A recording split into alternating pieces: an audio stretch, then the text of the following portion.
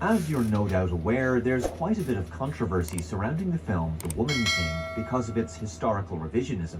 Heck, I'd go so far as calling it historical vandalism. The filmmakers intentionally decided to alter very important historical facts regarding the story they were telling in order to produce a black female empowerment film. Because, you know, current year and all that. Now, of course, it's hardly the first time that Hollywood has taken artistic license when it comes to telling stories based on real events. And that's really the key.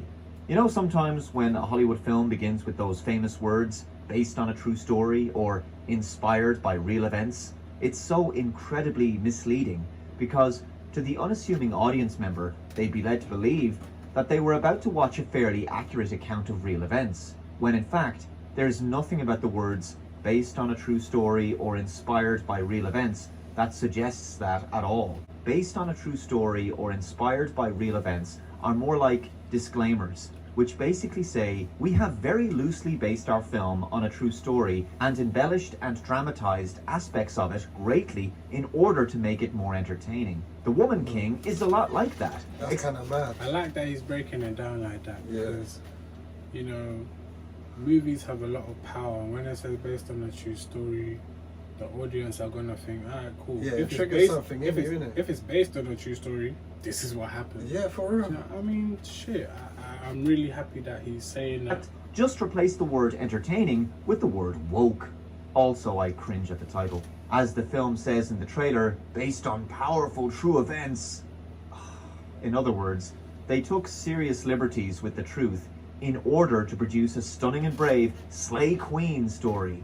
So the film is about this West African kingdom of Dahomey, which was the most powerful state in Africa during the 18th and 19th centuries, and there was an all-female band of warriors called the Agoji. Now, I'm not going to get into a big plot breakdown or character breakdown, but suffice to say, the Dahomey are depicted as being anti-slavery in the film. The problem is that given the divisive nature of left-wing identity politics in America for the past few years, where white people are constantly told to feel guilty for slavery and always reminded of it, despite the fact that more white people fought to end slavery than were ever involved in it, and of course slavery ended 150 years ago, and so no one alive today took part in it or was a victim of it, in my opinion. This guy takes that to heart still. You can tell. Yeah. You can tell he takes that to heart. Yeah, This just served to stoke more racial tensions. And the story concerns me because Yeah, that's it's true. presented as black people today took part in it or was a victim of it. In my opinion, films like this just serve to stoke more racial tensions. And the story concerns me because it's presented as black people fight against racist white slavers because white people and their slavery, am I right? But the reality is, the Dahomey were involved in slavery themselves, and they were far from the morally righteous heroes presented in the film. This article is from Hollywood versus History, and it's well worth reading. Is the regiment of female fighters in the movie based on an actual group of female Dahomey warriors? Yes. The Woman King true story confirms that the all-female military regiment existed and was called the Agoji, or Mino, our mothers. They were referred to as the Dahomey Amazons by Western Europeans who wrote about them, an obvious nod to the fierce female warriors in Greek mythology. It's also believed that the Agoji were the inspiration for the female warriors in the Black Panther films. Did the Kingdom of Dahomey participate in slavery and slave trading? In answering the question, how accurate is the Woman King, we learned that in real life, the Dahomey are much more the villains than the heroes. The Kingdom of Dahomey was a bloodthirsty society based on conquest. The article goes on to describe some of the brutal and depraved violent acts of the Dahomey, including decapitation and dismemberment. They conquered neighboring African states and took their citizens as slaves, selling many in the Atlantic slave trade in exchange for items like rifles, tobacco, and alcohol. Many of the slaves they sold ended up in America, ironic considering this is an American film. They also kept some slaves for themselves to work on royal plantations. The business of slavery is what brought Dahomey most of its wealth. For them, it very much came down to either enslave others or become enslaved yourself. Wow, that sure is a very different message than the one presented in the film, isn't it? The Agoji, women warriors, fought in slave raids. I just feel like it's crazy because the like labor, manual labor, has been a thing ever since civilization has started. Yeah, facts. This is just like, it's in books. We've just known the way life has progressed that at some point people were working and working to get food, working to make, you know, money.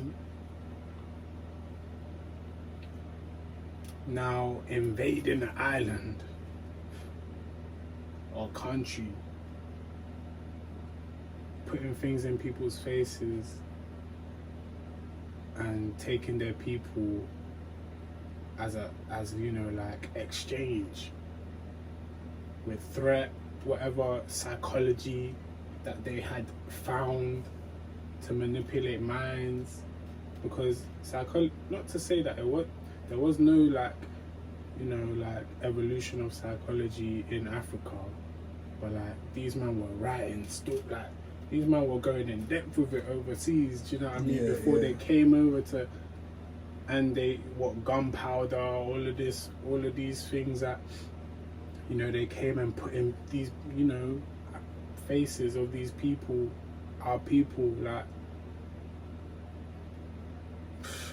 I mean, I just feel like this kind of thing, like, you can never really know, because even, like, I mean, unless this is false, like, there were supposedly slaves in ancient Egypt as well, and all of that. This is what I mean, like, you're gonna find within civilization always there's a hierarchy.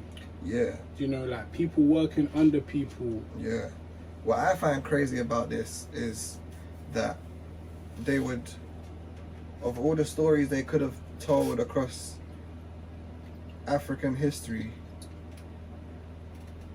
they went and turned the tribe that was selling the slaves to the transatlantic slave trade and used them to be the empowerment, like, symbol. Do you get what I'm saying, bro? They probably could have told hundreds of other stories. They told this made-up story where they took, like, I feel like, you know what I'm saying? no, hundreds. Like, they knew what they were. Come on, like, they knew what they were doing. I'm sure it's a beautiful film, like, amazing film. They knew what they were doing. This man knows what he's doing. Yeah. By making this video as well. Yeah. That's how I feel anyway. Yeah, I mean, but like it's mostly black people that are appalled by the film. It's not about that. I understand. Yeah. Do you get me? But it's just like this video is very like. Yeah, the thing is, you can tell he's told hurting you so. inside. Yeah, I told you he so. takes it personal. You can tell. Like, you can tell he takes it personal. So it's got that tone to it, which is kind of. But yeah, in terms of like what's actually happening with the film, and that's just mad. That's just. It is. It's a violation. It is. It's a violation still. Along with the male fighters. Again, there's more descriptions of disturbing violence. During the raids, they'd burn the villages to the ground. Those who they let live, including the children, were taken captive and sold as slaves. The movie strategically downplays this part of Dahome's history so as to not complicate the story with the truth. Yeah, the truth often gets in the way of a good narrative and agenda. I mean, I don't think that we have to watch much more of this, but like, it's just so interesting the way Hollywood portrays even like the lazy, like, instead of creating a new Disney princess, you will make Ariel black in live action, which is fine, like, but like it caused controversy, innit? I feel like they know it's gonna cause controversy before they do it. Do you get what I'm saying? Why can't you create new characters that black people can connect to? Do you know what I mean? Why does it have to be, oh no, we're just gonna change the face of this character into it's just, it's weird, like that they could actually tell real stories. It's the same thing with like women-led films as well. Like they try and tell like women-led films that are just about pushing a certain woke agenda, and it makes the film shit. And then they complain that no one's supporting women films. You're making shit films. tell a good story. Like, Yeah, stories are different. Yeah. Like, there's not really any good films that have come out recently that I've actually been interested yeah, that's true. Like films in general, to Films be fair. are kind of Very few. dying. Like. Yeah. I like Dune. I like Duno's cool. I like the Tarantino movies. The Batman movie was crazy. Everything Everywhere All at Once. Watch that film. Change your life. That's a banger. But yeah, it's very few and far between. Most movies are money grabs, and there's the occasional art piece. Like that's how it is, really. I feel like they don't give enough light to independent filmmakers as well. Facts.